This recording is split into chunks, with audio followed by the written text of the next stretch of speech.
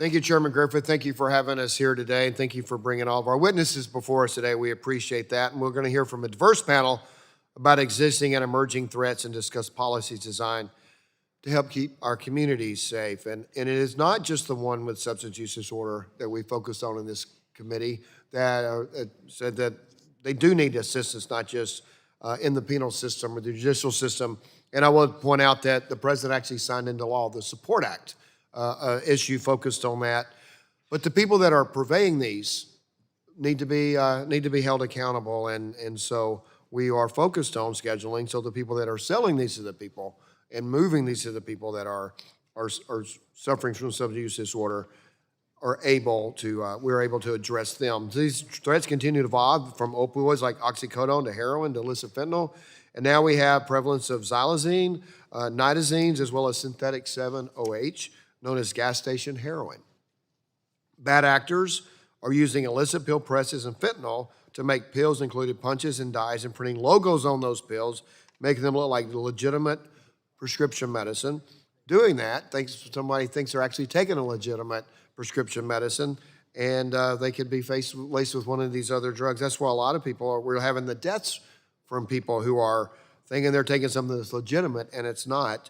And just last week, DA announced a significant seizure in my home, the Commonwealth of Kentucky, from this past January. The DA seized approximately 17 kilograms of fentanyl, 2 industrial-grade pill presses, and 2 kilobrick presses. According to the DEA, this seizure prevented almost 9 million potentially lethal doses of fentanyl from reaching our communities.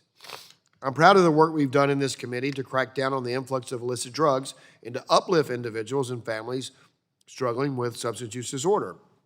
As I said, the president signed in the Halt Fentanyl Act, which did look at it from the judicial side in scheduling, but also the Support Act, as I said, to make sure that people have the support they need.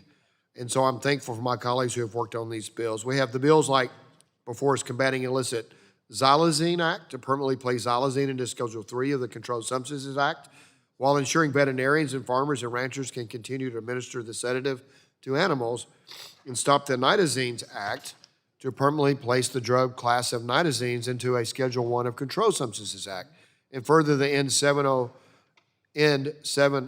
Act and place synthetic 7-O into Schedule 1 of the Controlled Substances Act, and will consider a range of bills aimed at cracking down on the illicit distribution of pill presses. My understanding also is that some of the Narcan and the countermeasures that work for fentanyl do not work for these, and so we've seen an uptick in deaths after we've had a decrease in deaths. So I think we all need to work on these together. I think they all work together. We must work to advance policy that ensure those who make, import, and distribute these poisons in our communities are brought to justice on behalf of families who have experienced such pain already.